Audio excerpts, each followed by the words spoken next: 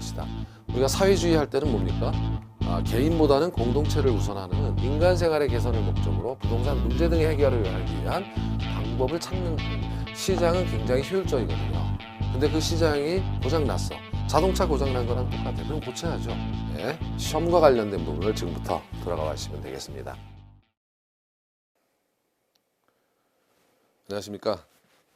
자, 이번 시간은 부동산학개론 기본 이론이죠. 이번 시간은 7편이에요. 7편의 부동산 개발 및 관리론은 최근 한 3년간 보면 이 부분의 문제가 어렵지는 않은데 그 개발에서 좀 많이 나오는 편이에요. 그래서 부동산 이용은 할 게 별로 없고 부동산 개발의 유형, 그 다음에 타당성 분석 이 부분이 좀 출제가 많이 되는 편이에요. 그래서 4개 내지 5개 정도까지 나오게 되고 이 전체 3개의 장에서 부동산 관리에서 하나, 여기서 2-3개, 하나 정도씩 이렇게 나오게 됩니다. 그래서 부동산 관리는 필요성, 방식, 부동산 관리 활동, 그 다음에 부동산 마케팅, 이 전략해서 이 두 부분은 굉장히 쉬운 부분이에요.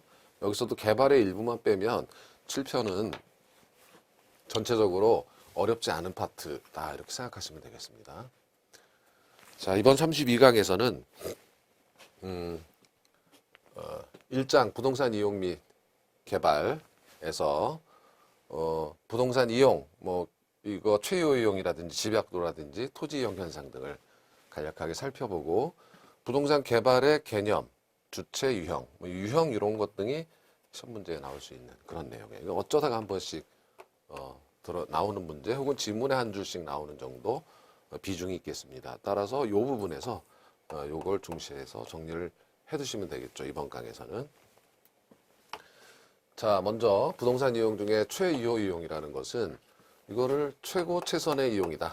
하이스트 앤 베스트 유즈니까 최고 최선의 이용 이렇게 번역을 하기도 해요. 근데 이제 그 일본식 번역이 최유효 이용이다 이렇게 해서 얘기를 하는 거고 이 최유효 이용에 관해서는 여러분께서 2편 부동산 경제론, 부동산 가격 이론에서 한번 했던 적이 있죠. 이런 것 등이 이제 감정평가와 관련이 있어요. 7편 다음에 8편에서 보시게 될 감정평가와 관련이 있는 내용이다.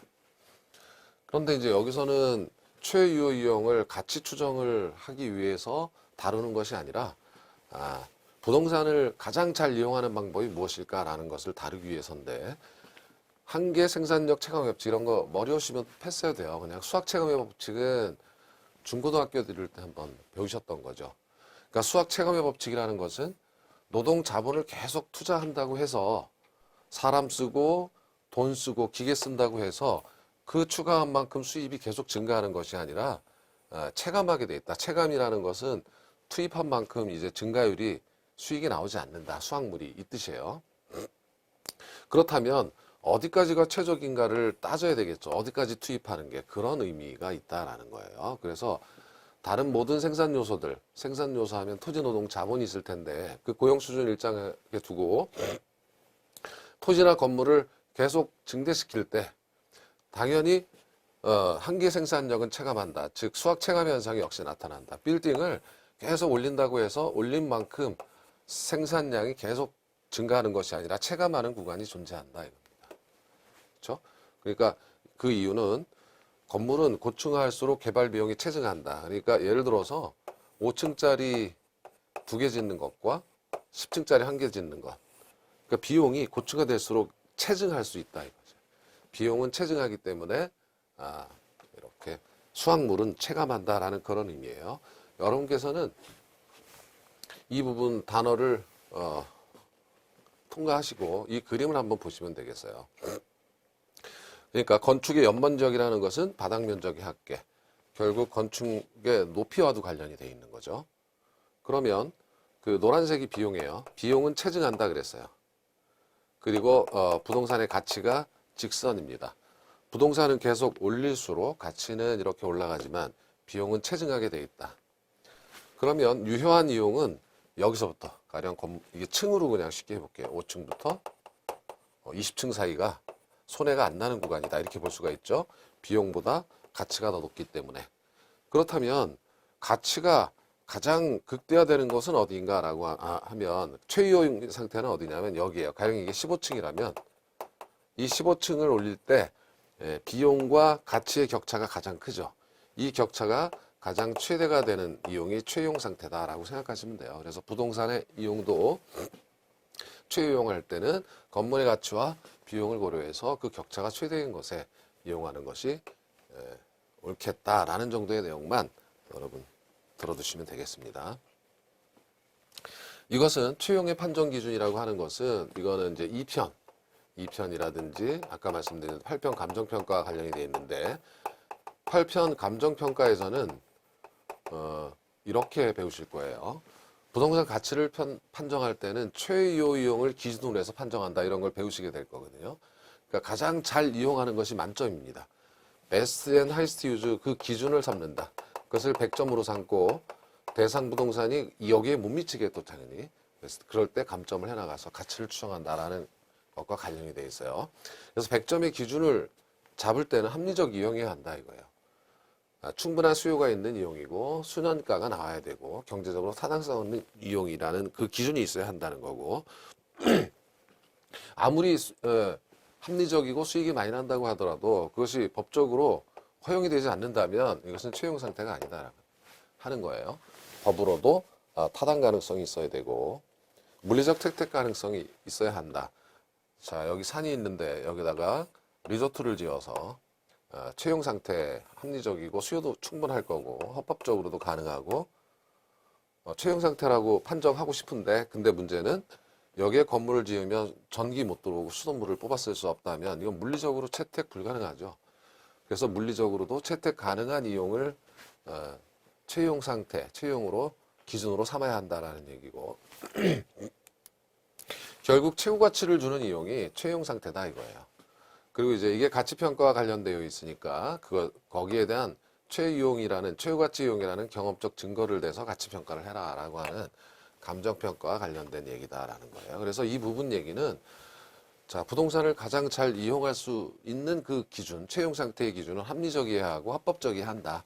물리적으로 채택 가능성도 있어야 되고 그 기준은 최고 가치를 주는 이용이고 거기에 대한 증거물들을 갖고 판정해라라는 그런 내용입니다. 자, 두 번째는 집가와 토지 이용의 집약도 해가지고 입지잉여라는 게 있는데 부동산이라는 것은 움직이지 못하기 때문에 입지라는 것이 중요하죠.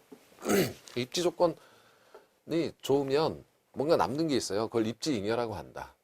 그래서 산업에 따라 달라지고 기업에 따라 입지잉여는 달라질 수 있어요. 우리가 3편에서 주거입지, 상업입지, 공업입지 뭐 다 다르잖아요. 기준이 생산성, 수익성, 쾌적성. 입지 주체에 따라 입지 잉여는 달라지는 겁니다. 그렇죠? 토지 이용의 집약도는 잠시 후에 보겠지만 그런 것 등으로 인해서 특별하게 발생하는 이익이다 이렇게 볼 수가 있는 겁니다. 자, 두 번째 토지 이용 집약도는 이것은 단일 문제로는 잘 안 나와도 지문 속에서 가끔 들어가서 집약도의 개념을 배우셔야 된다라는 거예요. 이것의 정의는 단위면적당, 토지 단위면적당 투입되는 자본과 노동의 양이다. 쉽게 말해서 단위 토지 면적당 투입되는 자본의 양이다. 이렇게 정의할 수도 있겠어요. 이것은 건물의 높이와 관련돼 있어요. 가령 집약도가 큰 것과 적은 것을 구분하면 같은 토지 면적에 건물을 낮게 올리면 이건 집약도가 낮은 거고, 그렇죠? 단위 면적 토지당 투입되는 자본의 양이 낮은 거고, 이것은 집약도가 높다 이렇게 볼 수가 있겠죠. 그런 개념으로 이제 이해하시면 되겠고요. 그런데 이 집약도에 한계가 있는데 집약 한계는 이응극대화 집약도다. 조방 한계는 겨우 생산비만 건지는 집약도다라고 해서 한번 들어보시면 되겠습니다. 그래서 결국 채용이라는 것은 부동산을 잘 이용한다는 것은 이응극대화 집약도까지 집약 한계까지 이용하는 것이 좋겠죠. 그래서 집약도를 높이는 요인이라는 것은 이렇게 단위면적 토지의 자본 투입량이 높아지는 자본과 노동 투입량이 높아지는 이유가 뭐냐? 그러니까 고층화되는 이유가 뭐냐? 이렇게 생각하시면 되겠죠. 이것은 집가가 올라가면 땅값이 올라가니까 땅을 적게 쓰고 높여야 되겠죠. 인구 밀도가 증가해도 높여야 되겠고 토지가 상대적으로 희소해도 건물을 높이 올려서 자본량을 더 많이 투입해야 된다. 또한 건폐율 용적률 규제 완화도 이렇게 높아지는 원인이 되고, 그리고 토지에 대한 노동 자본의 대체성의 증가다. 그러니까 토지를 줄일 수 있고 대신에 노동 자본을 더 많이 쓸 수 있다라고 하는 것은 이렇게 고층화가 되어서 집약도를 높일 수 있는 요인이다라는 겁니다. 이게 8회 문제 때문에 이 그림을 그려보는 건데요. 경제학에서는 이 노동과 자본, 원래는 이게 노동인데, 이게 노동인데 부동산 학이니까 여기 토지로 바꿔버린 거예요. 이것을 등량 곡선이라고 해요. 경제학에서는 등 생산량 곡선이라는 뜻입니다. 이 말은 A와 B의 생산량이 같다 이거예요. 가령 여기가 어떤 분필 100개를 만들면 얘도 분필을 100개 만드는 생산량이다. 이 선들은 전부 생산량이 같은 곡선이에요. 그런데 뭐가 다르냐면 다른 것은 생산 요소의 투입 비율이 달라요. A의 생산 방법은 자본을 많이 쓰고 노동력이 적습니다. 그러니까 이건 자본 집약적이에요. 그러니까 기계를 써서 사람은 적게 쓰는 거고. B도 100개를 만들지만 B는 가령 노동량이 많고 기계는 별로 없어요. 사람이 손으로 만드는 겁니다.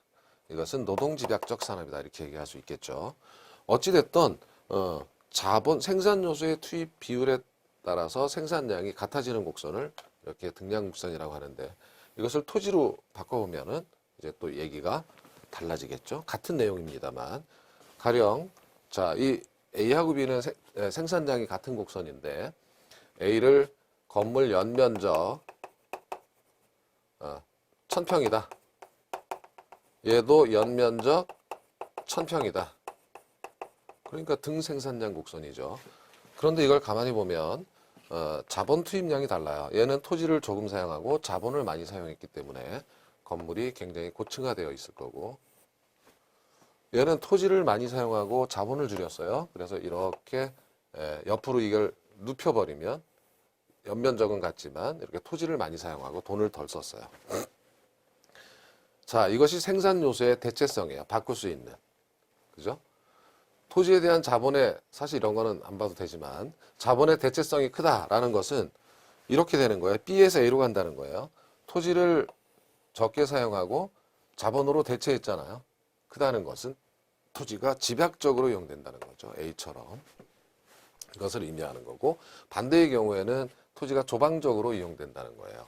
그래서 도시 토지의 이용은 주로 A의 이용일 거고, 외곽 토지의 이용은 주로 B의 이용으로 건물이 생산될 거다라는 겁니다. 자, 그래서 8회 문제를 바로 보시면 되는데, 옛날 문제이긴 하지만 무슨 경제학 같은 문제예요. 생산 요소의 대체성과 도시지대와의 관계 설명한 것으로 잘못된 것은, 이런 문제인데, 생산 요소의 대체성은 기업이나 산업의 종류에 따라 달라집니다. 이게 왜 안 달라져요? 아까 말씀드렸지만 이거는 자본집약적 산업이고 이거는 노동집약적 산업이에요. 첨단 산업은 여기에 해당할 거고 완규류, 신발류는 여기에 해당할 거고, 이 대체성이 완전히 다르죠. 이게 틀렸어요, 벌써부터. 예. 상대적 가격에 의해서 달라지는 건 맞아요. 그러니까 상대적 가격이라는 것은 노동력이 상대적으로 싸면 노동집약적, 그렇죠? 노동력이 비싸면 자본집약적, 뭐 이렇게 해서 A의 이용이 되겠죠. 그래서 노동의 토지의 가격이냐, 여기에서도 마찬가지로 토지의 가격이냐 자본의 가격이냐, 땅값이 싸면 이렇게 가는 거고 땅값이 비싸면 상대적으로 비싸면 이렇게 가는 거고, 그래서 생산 요소의 상대적 가격에 의해서 달라진다는 건 그 뜻이고, 그래서 이 부분이 틀려서 1번이 틀린 답이 되겠습니다. 일정량의 재화를 생산하기 위한 토지와 자본의 대체 관계는 이것은 등량 곡선을 아까 말씀하는 거고 말하는 거고, 우하향하는 지수 곡선으로 나타난다. 이게 사실 직선이 아니라는 것을 지수 곡선이라고 하는 건데 거기까지는 뭐 우하향한다 이것만 보시면 되겠죠. 토지에 대한 자본의 결합 비율은 도심에 가까울수록 높고 외곽으로 갈수록 자본 사용량이 적어지는 거죠. 저층화되는 거예요. 토지에 대한 자본의 비율이 높다는 것은 집약적이라는 것이죠. 즉 토지 대신에 자본으로 대체할 가능성이 크다, 이런 것을 의미하는 거고요. 도심 지역에 입지하는 활동들은 대체로 토지에 대한 자본의 대체성이 크다, 즉 집약도가 높은 산업들이다, 이렇게 나와서 조금 머리가 아픈 문제였죠, 여러분들 입장에서는. 자, 도시 스프롤 현상인데 이 스프롤이라는 것은 무질서하게 확산한다, 튀어나간다, 이런 뜻이에요. 어번은 이제 도시고, 그래서 정의 자체는 도시의 성장이 무질서하고 불규칙하게 나간다. 평면에 따라서, 그 경우에 따른 입체적으로 확산되는 현상이다. 그러니까 도시가 있으면 도시가 확산되는데 중구난방으로 개구리가 뛰듯이 이렇게 나간다는 거예요. 이런 표현이 시험에도 있었던 적이 있는데 비지적, 땅을 날아다녀. 그러니까 공지를 남기고 이게 개발이 되는 건데 이게 툭 뛰어가지고 이쪽만 개발되고 공지가 있고, 입체적으로 개발된다는 것은 여기는 고층화된다든지 여기는 또 판자촌이 들어선다든지 이렇게 도시가 외곽으로 마음대로 무질서하게 확산하는 현상을 도시 스프롤 현상이라고 정의하는 거예요. 이것은 주거 지역에만 적용되는 개념이 아니라 상업공업도 마찬가지로 적용될 수 있다. 이것은 도시가 외곽으로 확산되는 거니까 도심이 아니라 외곽에서 주로 발생한다. 스프롤의 유형은 저밀도, 그러니까 낮은 층으로 개발이 연쇄적으로 인접지를 잠식해 나갈 수도 있고, 고밀도로, 그러니까 높은 빌딩이 높게 아파트라든지 인접지를 잠식해 갈 수도 있겠다. 이러한 현상은 바람직한 이용 현상이 아니기 때문에 집가 수준은 표준 이하일 것이다. 뭐 이런 정도가 되겠어요. 그래서 23회 잘 나오는 문제는 아닌데 23회 이렇게 나왔고, 자, 틀린 것은 1번 도시의 성장이 무질서하고 불규칙하게 확산되는 현상. 맞는 거죠. 주로 중심부의 오래된 상업지역과 주거지역, 중심부에서 나갈 때가 있어요? 네, 없죠. 도시 외곽에서 발생하는 겁니다. 그래서 2번이 틀린 답이 되는 거고요. 3번 도시 교외로 확산되면서 중간에 공지를 남기기도 한다. 아까 보셨죠? 비지적이다. 스프롤 현상이 발생한 지역의 토지는 채용해서 괴리될 수 있는 거고, 그래서 지가가 낮은 거고요. 간산도로를 따라서 나타나기도 할 수 있겠죠. 그래서 2번이 틀렸다 이겁니다. 자, 그 다음은 직주 분리인데 이것은 직장과 주거지가 분리되는 현상이에요. 분리되는 현상. 직장과 주거지가 분리된다. 왜 그럴까? 자, 외곽으로 나가는 거죠. 도심에서 외곽으로 나가는 이유는 환경이 안 좋아서, 땅값이 도심이 비싸서, 재개발되니까 나간다. 철거해서, 규제가 많아서, 교통이 발달해서 출퇴근을 할 수 있으니까. 결과는 도심이 텅 비었다. 공동화 현상이 발생하고 외곽이 배드타운, 침상도시화가 되고, 도심 고동현상이라는 것은 이것도 표현이 좀 일본식 표현인 것 같아요. 고동친다, 심장이 하는 것처럼 출퇴근 때 이게 그냥 쫙쫙 밀려 들어오고 밀려나가는 현상을 이렇게 표현하는 겁니다. 그래서 교통현잡이 발생하고 스프롤화가 나온다. 반대 현상은 직주 접근인데 직장과 주거지를 근처에 두는 현상이에요. 리턴, 회귀 현상이라고 또 다시 돌아오는 거죠. 이번엔 도심으로 가까운 곳에 둔다. 그래서 자꾸 안으로 들어오면 땅이 비좁으니까 도심이 고층화되는 결과가 나올 수 있다. 뭐 이런 거고요. 도시 회춘화 현상은 이제 젠트리피케이션 해가지고 나갔던 중고소득층이 다시 도심으로 회귀하는 현상이다. 그래서 재개발 사업으로 인해서 주거 환경이 개선됐다 그럼 다시 돌아오는 현상이에요. 반대는 도시 외곽 주출해요. 블로우아웃 해가지고 자, 우리나라하고는 좀 다르겠지만 도심에 저소득층이 많아지면 아예 나가버리는 거예요. 외곽으로. 그래서 재개발되면 다시 들어오고. 젠트리피케이션. 자, 이렇게 되어 있는 거고요. 이거는 뭐 가볍게 읽어봐도 돼요. 지가의 시간 법칙. 도시화될수록 시간이 갈수록 상승 추세에 있고, 지가 구배 현상이라는 것은 이 구배라는 표현이 이런 거예요. 우리가 자, 3편에서 튜넨의 입찰지대 곡선을 생각해 보면 각 산업은 이렇게 입찰지대 곡선의 길이가 다르다. 전체 도시 입찰지대 곡선은 이렇게 연결하면 된다. 지가 구배 현상입니다. 이 구배라는 것은 중심 원무직으로부터 거리가 멀어짐에 따라 지가 수준은 낮아지는데 그냥 직선으로 낮아지는 게 아니라 급격하게 낮아지다가 이게 증가율이죠. 외곽으로 갈수록 완만해지는 현상, 체감하는 현상. 이것을 지가 구배 현상이라고 하는 건데, 이건 노스라는 사람이 토페카라는 시의 직가서를 통해서 급격한 격차가 쭉 빠지다가 완만하게 빠지는 격차를 발견했다. 뭐 이런 거예요. 시험에 나온 적은 없는데 교재엔 다 있어요. 자, 그리고 한계지라고 하는 것은 이미 한번 보신 적이 있죠. 우리 어디서 보셨습니까? 입지론에서. 자, 일정한 지점과 시점을 기준으로 택지 이용의 최후 한번권이 택지 한계지라는 거예요. 그러면 여기는 바로 택지가 건축을 할 수 있는 곳이고, 여기 한계지라는 것은 외곽은 논이나 밭이 있겠죠. 이러한 주변의 땅을 한계지라고 한다. 이거죠. 한계지의 수준은 이게 이제 도시가 이게 자꾸 확장돼 나갈 테니까 도시 토지, 농경지 등의 지가가 아니라 도시 토지 영향을 받는다. 그래서 새로운 한계지는 초기에 땅값이 많이 오르더라. 뭐 이런 정도를 가볍게 보시면 되고. 자, 이런 문제들은 굉장히 쉬운 문제죠. 23에 나왔던 문제인데, 도시지역의 토지 가격이 정상지가 상승분을 초과하여 급격히 상승한다. 발생할 수 있는 현상이 아닌 거. 그럼 땅값이 비싸니까 택지 취득 어렵게 하고, 땅값이 비싸니까 직주 분리 나가죠. 통근거리 길어지는 거고, 토지의 조방적 이용, 이게 아니죠. 땅값이 비싸지면 고층화돼서 집약적 이용이죠. 이게 틀렸습니다. 한정된 사업비 중 택지 비중이 높아지니까 건축비 비중이 줄어들기 때문에 싼 거 써야 되니까 주택의 성능이 저하되고, 높은 택지 가격은 공동주택의 고층화를 촉진시킵니다. 이런 거죠. 자, 다음은 이제 2절로 와서 부동산 개발입니다. 사실 이 1장에서 두세 문제가 나올 때 거의 대부분 부동산 2절 개발에서 나올 가능성이 굉장히 높은 거예요. 개발이라고 하는 것은 건축만 생각하지 말고 토지 자체의 개량도 해당된다. 유무형 복합개발이 있다. 유형에는 등가교환, 사업수탁, 토지신탁, 자력개발, 토지 임차 방식이 있다. 여기까지가 이번 시간에 할 내용이고, 다음 시간에 나오는 것은 타당성 분석. 개발하기 전에 해야 될 것이 타당성 분석이에요. 그래서 시장 분석을 먼저 하고 경제성 분석을 한 다음 투자 의사 결정을 한다 이겁니다. 그 타당성 분석 중에 경제 기반 분석이라는 것이 지역 분석, 도시 경제를 분석하는 수단인데, 그것이 입지 개수를 통해서 기반 산업과 비기반 산업으로 분류하고, 경제 기반 승수를 통해서 고용인구의 파급 효과를 알 수 있다. 이렇게 되는 거고, 이게 다음 시간에 할 내용이지만 입지 개수가 계산 문제가 종종 있어요. 요게 좀 어렵고 7편 전체적으로는 어려운 게 없다 이런 거죠. 이만 잘 해놓으시면 잘 맞을 수 있다. 자, 개발의 개념이 무엇인가? 건축도 개발이고, 즉 건물이나 교량을 축조하는 걸 하는 것도 개발이지만 토지 자체를 개량하는 것도 개발이다. 그렇죠?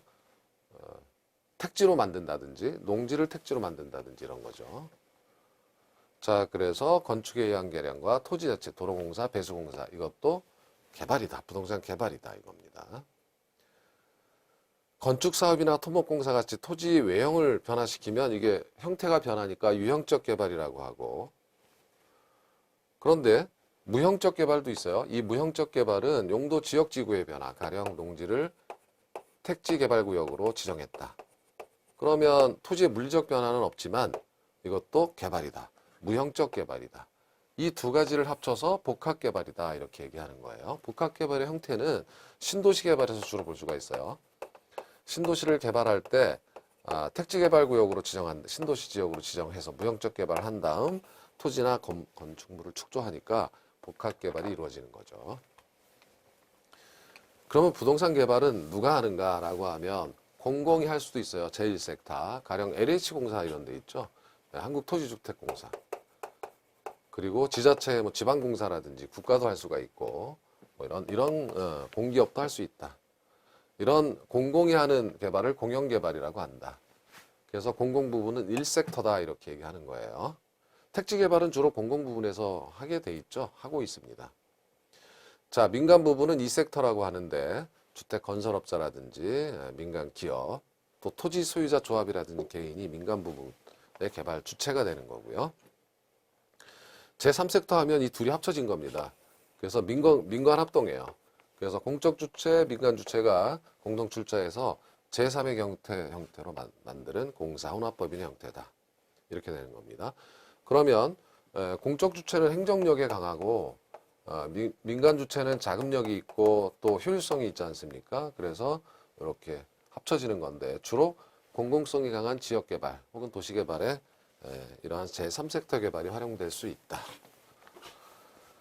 자, 개발의 유형은 공영개발과 민간개발로 나눌 수가 있고, 아까 보신 것처럼 공공이 개발하면 공영개발이에요. 주로 택지를 개발할 때 환지 방식과 우리 4편 토지정책에서 보셨죠?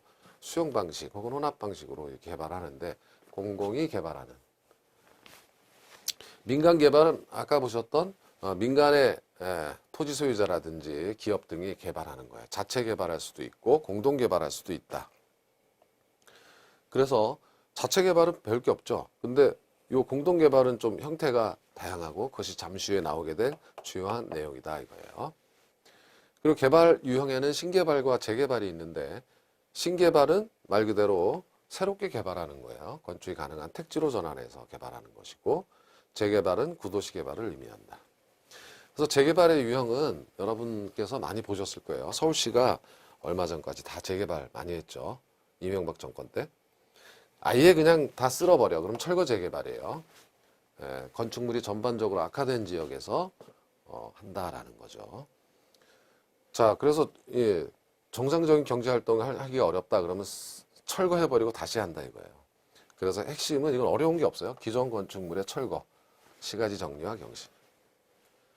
근데 요게 좀 수복 재개발하고 보존 재개발하고 잘 나오지 않는데 22회 때 이거를 두 개를 22회 때 좀 문제를 지저분하게 어렵게 냈어요. 어렵다는 게 좀 헷갈리게. 그래서 이 두 개를 구분하셔야 하는 건데 현재 대부분 시설은 유지하고 노후 불량화 요인만 제거한다. 이것이 수복입니다. 그래서 보수 유지가 불충분한다든지 불량화된 건축물이 있다면 노후 불량화 요인만 제거한다. 그래서 본래의 기능을 회복하겠다. 이런 거고요. 보존 재개발은 좀 더 약해요. 이거는 요겁니다. 노후 불량화 요인을 제거하는 것이 아니라 진행을 방지한다. 얘는 제거한다. 수백은. 보존이라는 건 지키는 거니까 손을 안 대고 방지하는 거예요. 그것은 주로 역사, 문화, 우수 지역 이런 데서 이제 적용이 되는 거고 악화 예방 조치를 하게 된다. 행정 지도를 한다든지 뭐 이런 겁니다. 그래서 철거는 어렵지 않고 두 가지를 구분하실 때는 노후 불량화 요인을 제거하면 수복이고 진행을 방지한다면 보전이다. 뭐 이렇게 생각하시면 되겠어요. 자, 그리고 이번 시간에 가장 핵심적인 시험과 관련해서 있는 내용은 개발의 유형 중에 민간의 공동개발인데 그 민간이라고 하면 토지 소유자와 개발업자 간에 어떻게 공동으로 활용할 수 있는 개발할 수 있는 유형이 있는가라고 하는 거예요. 그것이 등가교환, 사업수탁, 토지신탁, 자력개발, 토지임차 방식 이렇게 5가지를 하시면 되는데 먼저 등가교환 방식이라고 하는 것은 토지 소유자가 말 그대로 땅을 대요. 땅값 따져보니까 60억이다. 그러면 토지 소유자가 돈이 없어. 그러면 개발업자 낍니다. 개발업자는 공사비가 40억이면 공사비를 댑니다. 그러면 땅값과 공사비가 6대 4의 비율로 투입됐죠. 그러면 공동사업을 하는 거예요. 땅을 대고 돈을 대고. 그래서 지분이 60%, 40%가 되는 거고 그러면 구분소유라는 것은 건물을 짓고 나면 6대 4로 나눠가지고 이렇게 자르든 뭐 이렇게 자르든 6대 4로 나눠가. 그래서 등가교환입니다. 토지와 토지 소유자의 토지와 개발업자의 공사비, 자금 투입 비율로 토지와 건물을 공유하는 그런 지주 공동사업이다. 지분을 공유하는 공동사업이다라고 보시면 돼요. 그래서 이럴 경우에는 어떤 경우에 이런 현상이 벌어지냐면 토지 소유자는 자금력이 없고 개발업자 입장에서도 만약에 개발을 하려면 땅을 사가지고 개발해야 되는데 그럼 돈 저 60억을 어디서 구해오거나 빌려와야 되잖아요. 서로 기대어서 가는 방법이에요. 그죠? 자금력이 없거나 할 때 등가 교환 방식이다. 자, 다음은 사업 수탁 방식이 있는데 사업 수탁 방식을 사업 위탁 방식이라고도 해요. 수탁이라고 하는 것은 개발업자 입장에서는 수탁 받았어요. 그리고 토지 소유자 입장에서는 위탁했어요. 그래서 어떤 관점에서 보느냐에 따라서 위탁이냐 수탁이냐 뭐 이렇게 얘기를 하는 겁니다. 이것은 뭐냐면 토지 소유자가 그냥 맡겨버리는 겁니다. 네가 좀 알아서 해줄래? 라고 맡겨버리는 거예요. 기획도 해주고 설계도 해주고 완성 후 관리 운영까지 해줄 수 있으면 해달라라는 거예요. 그러면 개발업자는 무슨 지분을 참여하는 것이 아니라 등가 교환 방식처럼 지분 참여 이런 게 아니라 수수료를 받아요.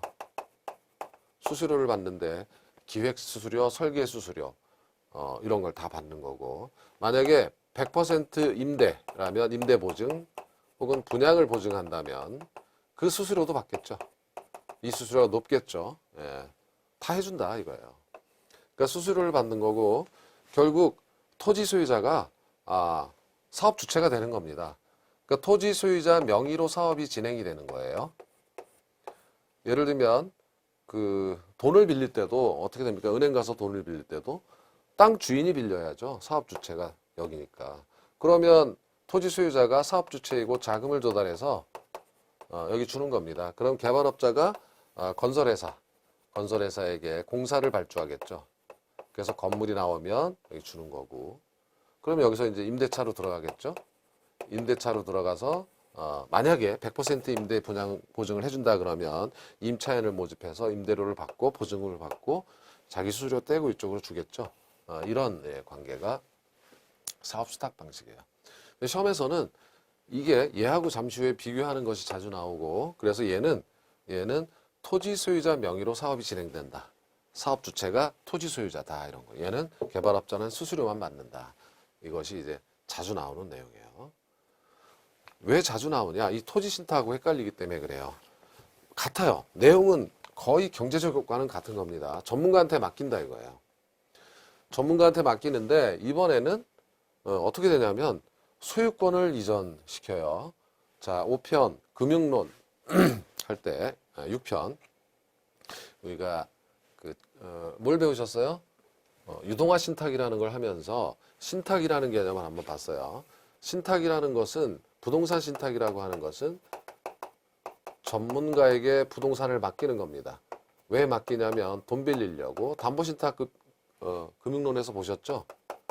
그리고 다음 시간에는 관리신탁 부동산 관리해 주세요 하고 소유권을 넘겨버릴 수가 있고 지금 여기서는 토지신탁 혹은 개발신탁이라고 해요. 부동산을 개발해 주세요 라고 토지를 맡기는 겁니다. 그리고 처분신탁이라는 것도 있어요. 부동산을 처분해 주세요. 자, 이렇게 맡기는데 맡기는 방법이 수수료 떼줄 테니까 해주세요가 아니라 아예 소유권을 넘겨버립니다. 이쪽으로. 개발업자, 즉 부동산 신탁회사에게 소유권을 형식적으로 이전시켜요. 일정 기간 동안 계약에 의해서. 이렇게 하는 이유는 뭐냐면 자, 가령 이것이 아파트나 뭐 빌라다, 뭐 개발 사업이다라고 했을 때 토지 신탁에서는 사업 수탁 방식에서는 토지 소유자 명의로 사업이 진행되니까 공신력이 낮죠. 분양 임대 안 하고 가격도 높게 받을 수가 없어요. 좀 수수료가 들더라도 좀 더 유망한 얘보다 수수료가 더 들죠. 얘가 하더라도 가령 KB 국민 부동산 신탁 이런 데도 있잖아요. 국민은행 자회사인가요? 하여튼 이렇게 공신력이 있는 회사에 맡겨서 얘네들이 사업 주체가 되게 하면 분양이나 임대가 잘 되겠죠. 그러니까 이건 사업의 공신력이 높아지는 거예요. 그런 의미에서 얘하고 구분되는 거죠. 그렇다면 이제 사업 수탁 방식하고 다른 것은 소유권이 넘어갔기 때문에 이제 땅 주인은 형식적으로 부동산 신탁회사입니다. 여기가 사업 주체가 되는 거예요. 금방 말씀드렸지만 그러면 명의가 여기 땅이니까 자금 조달도 여기서 하는 거죠. 자금을 조달해서 자 건설회사에 공사를 해서 분양이든 임대든 토지 소유자하고 협약한 그 내용에 따라서 개발하겠죠. 읽어보시면 토지 소유권을 일정 기간 신탁회사에 넘기고 신탁회사가 금융기관으로부터 자금을 차입해서 건물을 완공하여 그 성과를 그래서 임대차면 계약 기간 동안 임대료 수수료 떼고 주는 거고요. 분양이면 분양해서 수수료 떼고 주는 거고요. 그런 개발 방식이다. 그래서 사업 수탁 방식과 토지 신탁 방식이 자주 나와요. 그리고 둘을 비교하는 것 어떤 관점이냐 사업 주체가 어디냐에 따라서 이렇게 구분할 수 있다라는 거. 그런데 이 둘의 문제점은 수수료 부담이 너무 많아. 그래서 아예 내가 해버리겠다. 자력개발, 자체개발 방식이에요. 자신의 책임으로 개발 사업을 한다. 그러니까 토지 소유자가 이때는 자기가 기획하고 그 다음에 외부에 자금을 조달하고 외부에 건설회사에 공사를 맡기고 해서 스스로가 하는 내용이에요. 수수료가 없기 때문에 여기에 띄워주는 수수료가 없기 때문에 수익성은 굉장히 커질 수가 있어요. 그렇지만 문제는 뭐냐면 위험이 커지죠. 비전문가니까. 그런 방식이 자체 개발 방식이고 사실 조그마한 사업 등은 다 이렇게 하죠. 큰 공사건이 아닌 한 이렇게 맡기가 어렵고 건수로는 가장 많은 개발 방식이 자력 개발일 것이다 라는 겁니다. 좀 독특한 개발 방식이 있는데 그것이 토지 임차 방식이에요. 일본식, 이게 일본 거를 많이 베껴온 것 같아요. 용어들이. 건설 용어들도 다 그렇죠. 차지 방식이다 해가지고 땅을 빌린다. 자, 개발업자 입장에서는 이 땅을 좀 활용하고 싶은데 땅을 사서 건물을 짓기에는 좀 그래요. 어차피 여기 조금 활용하고 10년 있다가 떠날 건데 그러면 어떻게 하면 되겠냐. 그러면 협상을 해서 땅을 좀 빌려주세요. 그러면 제가 지대를 드릴게요. 하는 겁니다. 토지를 임대하고. 그럼 개발업자는 그 땅에다가 가령 10년간 임대했다면 건물을 지어서 임대차 사업을 하겠죠. 그리고 10년이 끝나서 계약기간이 만료하면 건물을 넘깁니다. 당신이 하세요. 이제 나는 떠납니다. 먹을 만큼 먹었어요. 하고. 사전에 이런 계약을 하겠죠. 이런 내용이 차지 방식이에요.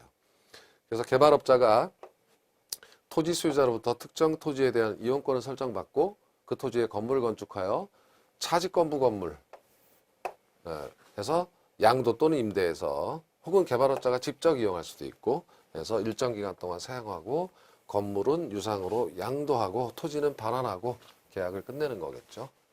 이런 것이 토지 임차 방식입니다. 자, 기타 개발의 유형이 이게 최근 유형인데 BTL 방식이다라고 하는 건데요. BTL은 영어로 이렇게 앞자를 딴 거예요. Build, Transfer, Lease 해가지고 Build는 건물을 건설하고 근데 중요한 것은 민간 사업자가 건설하게 하고 트랜스퍼, 이전이죠. 이건 트랜스퍼는 기부 체납이다. 민간이 건설하고 국가에 줘버려. 그럼 뭐 먹고 삽니까? 일정 기간 임대료를 받아서 이용료를 받아서 이렇게 되는 거예요. 자, 이걸 왜 하냐라고 하면 국가나 지방자치단체는 예산이 정해져 있어요. 연간 쓸 수 있는 예산이 한정돼 있습니다. 그런데 시급해요. 공공시설이 빨리 건설해야 돼요. 시급한 공공시설 등은 어떻게 할 거냐 이거죠. 예산이 없어서 못 짓냐 이거죠. 안 되겠다. 민간 자금을 끌어다 쓰자 이겁니다. 자, 민간 자금을 끌어다 쓰고 주어진 예산을 매년 집행해서 임대료 형태로 나가면 되지 않습니까? 민간에게. 이런 형태예요. 그래서 시급한 공공시설을 건축하기 위해 민간 자본을 유치한다. 민간 사업자 컨소시엄, 은행 끼고 건설업체 끼고 해서 하는 거예요. 가령 도서관을 짓는다든지 노인복지시설을 짓는다든지 하는 것을 SPC, 민간 사업자 해서 선정을 하면 얘네들이 짓고 건물을 줘버려요. 기부 체납 건물을. 그러면 국가에서는 여기다가 사용료를 주는 거죠. 20년간 드리겠습니다. 뭐 이런 식으로. 사전에 수익률이 보장된 임대료를, 이용료를 책정하겠죠. 그리고 이용자에게 무상으로 일반적으로 제공하고 이용자는 뭐 요금 없이 사용하는 것이 대부분이겠죠. 공공시설이니까. 그래서 BTL이다라는 거죠. Build, Transfer, Lease 이렇게 해서. 자, 이러한 BTL의 사례는 예를 들어서 군인 아파트 이런 것도 있어요. 굉장히 다양합니다. 과거에는 노후화된 초등학교, 중학교 뭐 이런 거 학교 건물을 리모델링 한다든지 이런 것도 있고 다양합니다. 자, 반면에 BTO는 여기까지는 같아요. 여기까지는 같은데 지금 달라졌죠? 어디서 달라지냐면 오퍼레이트에서 달라졌어요. 민간이 건설하고 국가에 줘버리는 건 맞지만 일정 기간 동안 민간 스스로가 운영합니다. 스스로가 운영해서 여기서 수익을 얻어요. 그러니까 민간으로부터 이용료, 임대료를 받는 거예요. 자, 그래서 국가나 지자체가 여기다가 공사를 발주해서 선정을 하게 되면 민간 사업자는 건물을 짓고 기부 체납을 하게 되는 거죠. 기부 체납. 줘버려요, 건물을. 그리고 운영권을 줍니다. 20년 동안 당신이. 그러니까 예를 들면 도로라든지 철도 이런 게 그래요. 지하철 9호선 기억나시죠? 그럼 요금 갖고 싸우잖아요, 서울시하고. 그럼 당신 이게 요금으로 뽑아 이렇게 되는 거죠. 일부 보조를 해줄 수도 있는 거고요. 위험이 있으니까 수요 위험이 있잖아요. 왜냐하면 이렇게 지어서 줬는데 여기서 이용자의 요금을 충분히 받을 수 없다면 망하는 거죠. 그러니까 일부 보조를 해줄 수도 있는 거고. 어쨌든 기본적으로는 BTO는 민간이 건설하고 기부 체납을 하지만 민간 스스로가 운영해서 이용료를 받는다 이런 겁니다. 그래서 BTO예요. 그래서 두 가지를 비교해 보면 BTO는 최종 수요자에 대한 사용료를 직접 부과해가지고 운영을 오퍼레이팅을 하는 거죠. 스스로가 투자 회수가 가능한 시설, 도로, 철도, 항만, 공원 등에 하겠고 BTL은 받을 수가 없어요. 회수가 어렵다. 도시공원, 청소년 수련, 복지설, 공공도서관 이런 건 정부에서 임대료를 주는 거죠. 리스 주는 거예요. 정부에서. 이건 니네들이 운영해서 가져가 이렇게 되는 거고. 그래서 여기서는 투자비 회수가 최종 사용자의 사용료, 시민 등의 여기서는 국가 지자체의 시설 임대료를 통해서 회수한다. 사업 리스크가 있어요. 여기서는 민간이 수요 위험을 부담할 수밖에 없는 거죠. 못 받을 수도 있는 거지만 BTL 방식에서는 정부가 수요 위험을 배제해서 적정 수익률을 보장한 임대료를 지급하는 겁니다. 기타 이런 것도 나오는데 영원해. 이거는 뭐냐면 민간이 건설하고 일정 기간 운영하다가 그냥 20년 운영하다가 이제 기부 체납 정부로 줘버린다. 이렇게 되는 거고. BO는 이거는 정부와 관련이 없는 거예요. 스스로가 건설해서 스스로가 소유하고 민간이 그리고 스스로가 운영한다. 이거니까 이거는 정부와 관련이 없는 그런 내용이다.